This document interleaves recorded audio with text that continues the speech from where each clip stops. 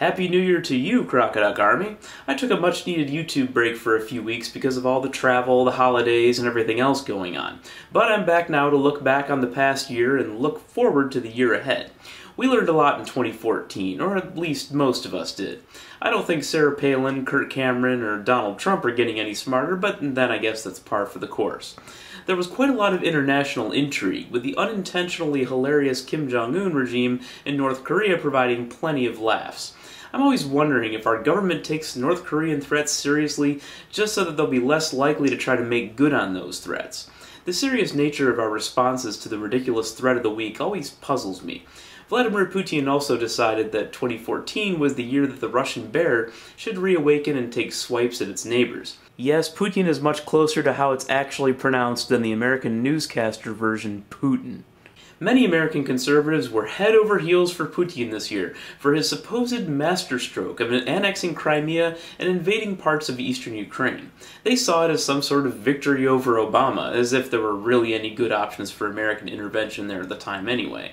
Several months later, the ruble has crashed and the Russian economy is headed into a recession, thanks to falling oil prices and Western sanctions. The immediate future suddenly looks quite bleak for Russia economically, and while I feel badly that the Russian people will be suffering because of the actions of their leader, aggression like that needs to have consequences. Yes, that also goes for American meddling where there's not a clear and present threat. The war on terror dragged on for another year, but at least Afghanistan is finally winding down. Allegedly, anyway. Trust but verify, like Ronnie said. ISIS took advantage of incompetent leadership in Iraq and took control of huge swaths of land very quickly, but now that they've lost the element of surprise, they're not finding it easy to push further. They're quickly learning that they have no expertise at running a government, and so this is also causing them issues. This, of course, will cost us more money to subdue them, and it will take some time. You can almost track the ebb and flow of these things by seeing what's on the news, because it's only bad news on the news, so if they lose ground, you'll rarely hear about it. The use of force issue also dominated the news this year. The police can choke you to death on camera with no repercussions, which is sad, but good to know, I guess. Ebola was seen as a huge global threat for a while, and it's still a problem in a few countries in West Africa. But most people don't know enough about Africa to understand where the problem actually is and what it's actually contained to. Speaking of problems, 2014 presented quite an array of problems to tackle. In fact, I have right here in this envelope the biggest problem of 2014. Virtual drum roll, please. Okay, let's see what it is. Oh. Ethics in video game journalism?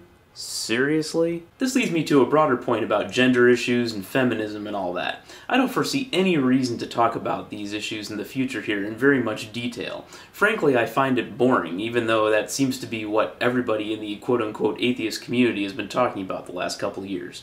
That doesn't mean there isn't any value in talking about those issues, but unless I'm doing a video in opposition to some radical feminist or another, people lose their minds over it and the outrage meter goes to 11, and who needs it really?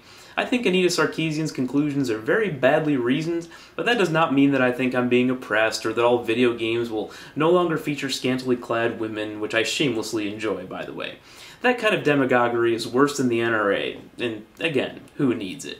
So, what is there to talk about then? Well, politics won't be all that interesting probably until about a year from now, and religion, well, this just in folks, but God still doesn't exist, though I'm sure I'll think of things to say on that topic in 2015 as well. Gender issues, though, no. It's a largely boring topic, and I'd rather gouge my eyes out with a wooden spoon. This one doesn't seem quite sharp enough. 2014 was a good year for me, though. The Crocodile Army reached 20,000 people. I visited 4 foreign countries, including Japan twice, which was a new country for me, bringing my total to 24. I estimate that I flew around 50 to 60,000 miles, spending a total of probably about a week of the year in the air. I saw great things and will see more next year, with trips already planned for Amsterdam, Brussels, and Luxembourg, as well as a Pacific Northwest trip and probably a trip to Austin as well.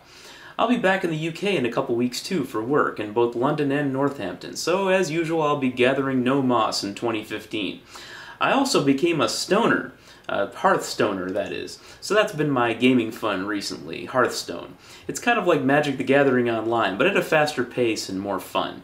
I may even make a channel with Hearthstone videos at some point. I'll let you know when that happens. So yes, 2014 was great, and 2015 may be even better. So I thank you for your support. Got any suggestions for 2015? There's your suggestion box.